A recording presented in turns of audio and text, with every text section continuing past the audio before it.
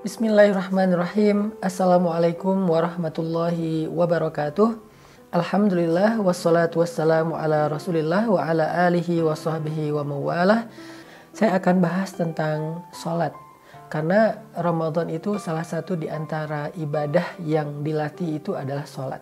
Selain puasa, sejak imsak sampai maghrib, bulan Ramadan kita juga sangat akrab dengan yang namanya tarawih.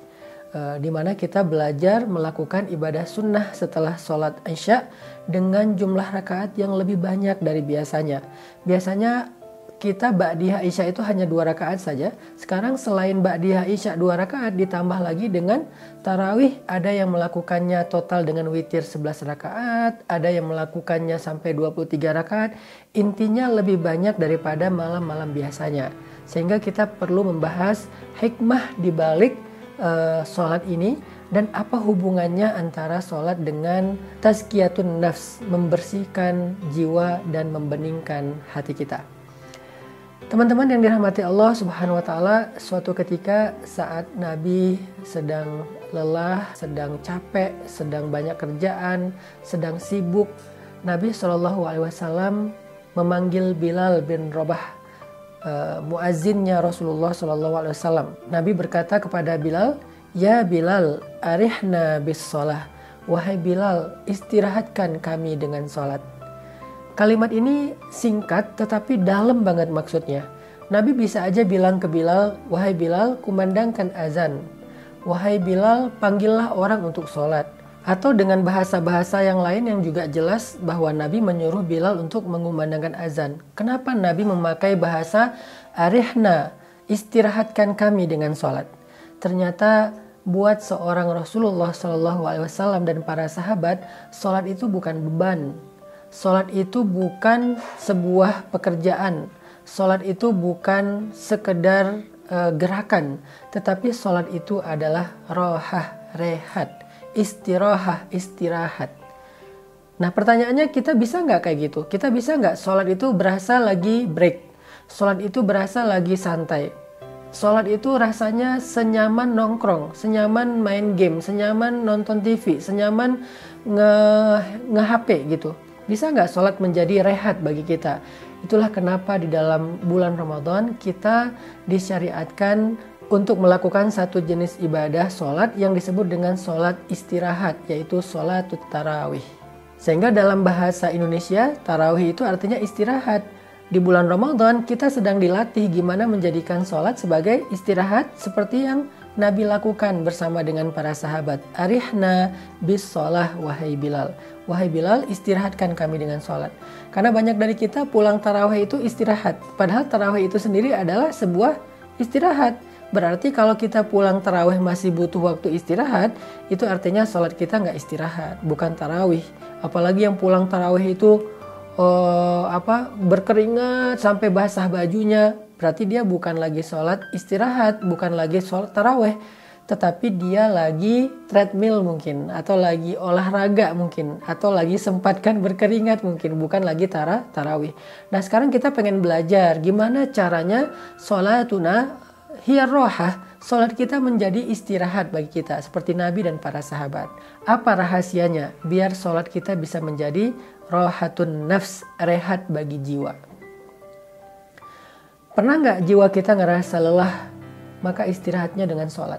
Pernah nggak perasaan kita merasa capek, merasakan sedih, capek karena kecewa, capek karena baper, capek karena bete, capek karena bosan? Butuh istirahat kan jiwa kita atau perasaan kita?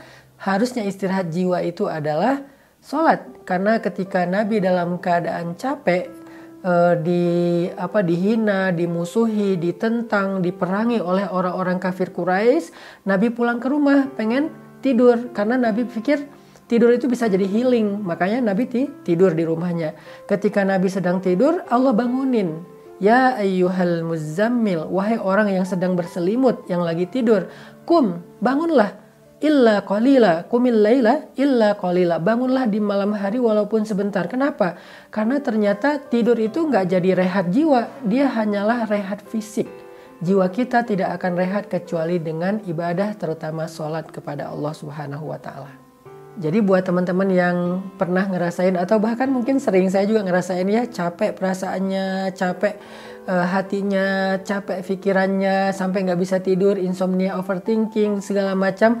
Ternyata rehat bagi pikiran kita, rehat bagi jiwa, hati, dan perasaan kita itu adalah sholat. Dan menjadikan sholat sebagai rehat jiwa itu dilatih dengan sholatut tarawih sepanjang bulan Ramadan. Sekarang kita pengen tahu apa rahasia agar sholat kita menjadi rehat. Nanti kita latih di bulan Ramadan. Apa rahasianya? Kata para ulama, rahasia dari rehatnya jiwa dan hati saat sholat itu adalah al-khusyu', memiliki kekhusyuan. Nabi SAW bersabda, "Awwalu ilmin yurfa'u minal ardi al-khusyu'." Ilmu pertama yang diangkat oleh Allah dari muka bumi adalah ilmu khusyuk.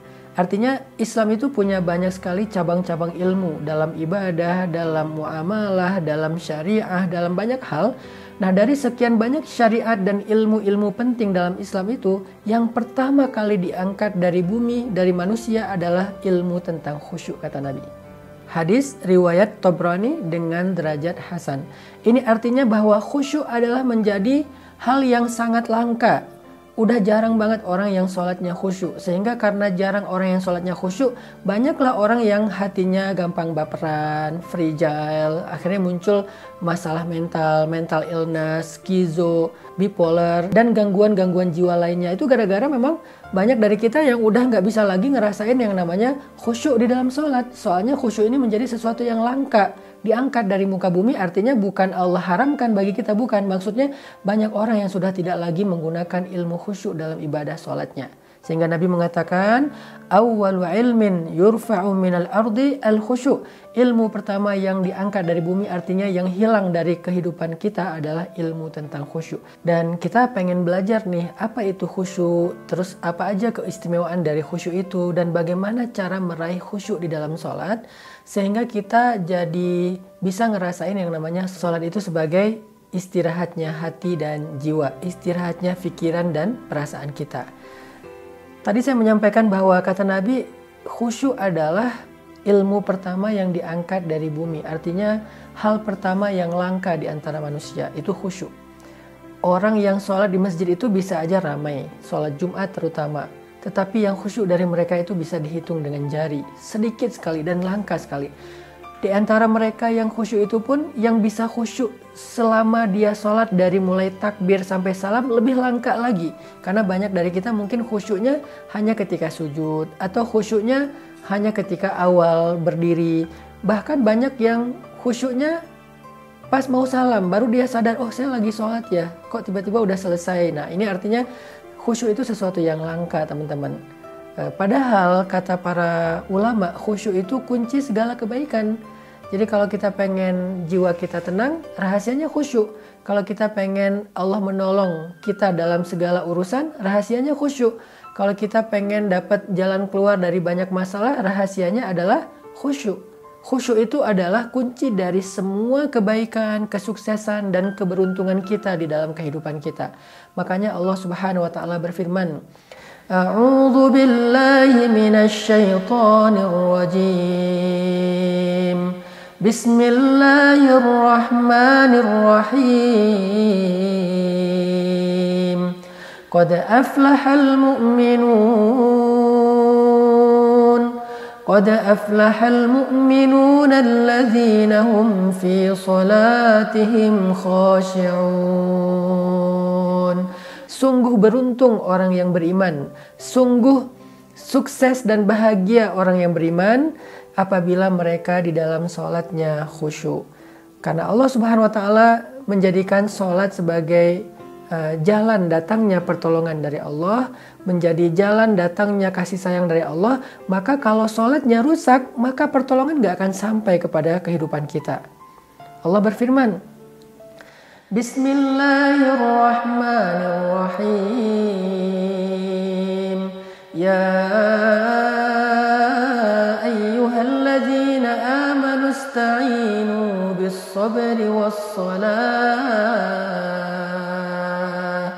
Wahai orang yang beriman, mintalah pertolongan Allah dengan sabar dan sholat. Ini artinya sholat itu cara kita mengundang pertolongan Allah ketika kita punya masalah.